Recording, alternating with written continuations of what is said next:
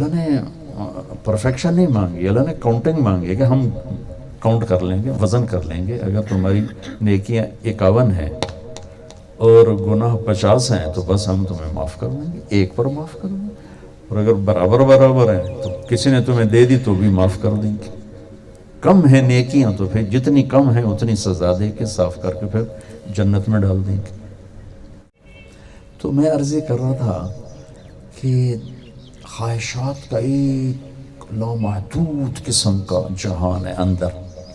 Time اسباب اس سے تھوڑے اور ٹائم اس سے تھوڑا. تو لہٰذا اب اگر ہم اس راستے پہ چل پڑے نا کہ یہ چاہتا ہوں، یہ چاہتا ہوں، یہ چاہتا ہوں، تھک جائیں. بڑے سے بڑا مالدار ہوں تھک جائے، کیونکہ جتنا وہ چاہتا ہے اتنا اس دنیا میں ہو نہیں سکتا. ڈیزائن ہی اس کا وہ نہیں. اب یہ ایک پاؤ کا گلاس ہے، اس میں آپ آدھا کلو پانی ڈالیں گے تو بہہ جائے گا. لہٰذا یہاں کیا ہے کہ اپنے اللہ کو راضی کر لو، پھر وہ تمہاری ہر خواہش پوری کر دو. کہ جب جنت میں اللہ کا دیدار ہوگا تو تب جا کر انسان کی تکمیل ہوگی. تو یہ اللہ سے عرض کریں گے، یا اللہ ہم دنیا میں تیری عبادت کا حق ادا نہیں کر سکے، ہم تجھے راضی نہیں کر سکے جیسے کرنا تھا، تیری بندگی نہیں کر سکے جیسے کرنی تھی. تو تجھے دیکھنے کے بعد ہمارا جی چاہتا ہے کہ ہم تیری بارگاہ میں ایک سجدہ کریں، جیسے فیصل آباد میں کرتے تھے. ایک سجدہ، صرف ایک، 5 نمازیں ایک سجدہ. تو اس پر اللہ تعالیٰ فرمائیں گے، سبحان اللہ، کیا بات کہی کہیں گے اللہ تعالیٰ فرمائیں گے، دنیا میں تم میرے غلام تھے، میں تمہارا آقا تھا. یوں سمجھو تم نوکر تھے، میں مالک تھا، اور نوکر کے ذمے ہے مالک کی اطاعت کرنا.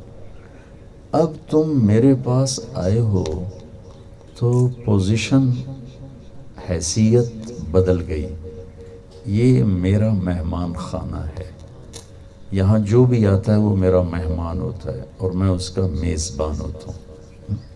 کیونکہ یہ میزبان لوگ وہ دسترخوان بچھا رہے ہیں اور پلیٹیں رکھ رہے ہیں، ہمیں کوئی فکر نہیں ہے، میزبان کو فکر ہے.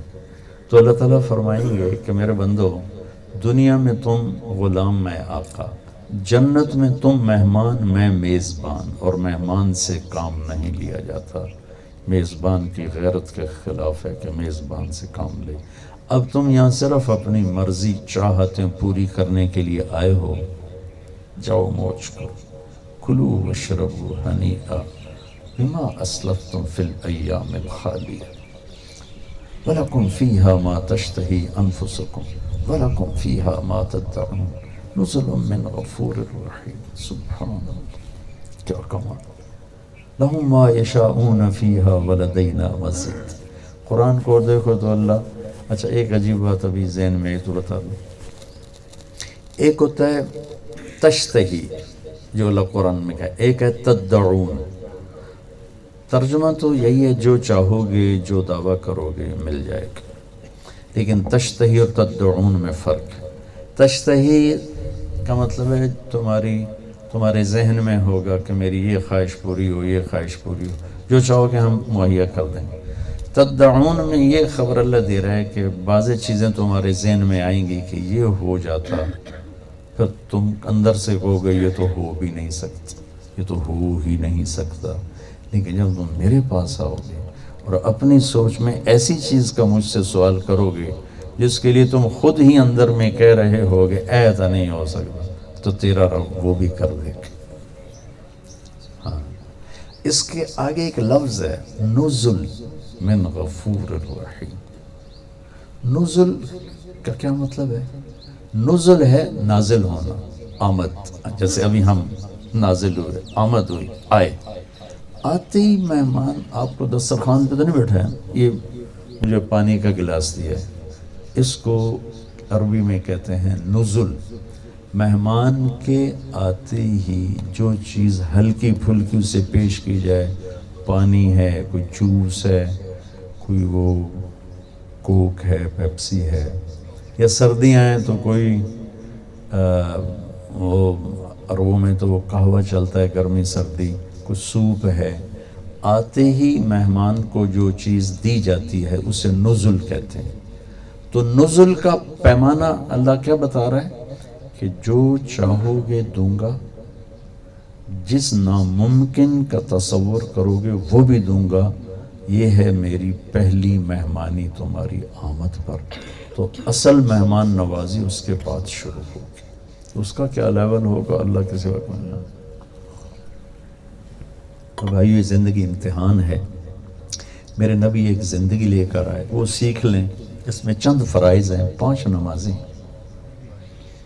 30 روزے، اس میں بھی اللہ نے کہا بیمار ہے تو بعد میں سے، مسافر ہے تو بعد میں سے، کوئی زیادہ ہی بیمار ہے تو اچھا چل چھٹی کرو، ایویں ہی معاف کر دیتا۔ حج ہے مالدار پر ہے، زکوٰۃ ہے مالدار پر ہے، صرف ایک نماز ہے جس کو اللہ نے محکم کر کے بیان کیا ہے، اس میں کوئی چھٹی نہیں کہ نماز۔ دکھ ہوتا ہے امت کا 70-80% حصہ نماز چھوڑ چکا، کیا مرد کیا عورتیں نماز چھوڑ چکے ہیں۔ عربوں میں اب بھی کچھ بہتر ہے نماز کی ریشو،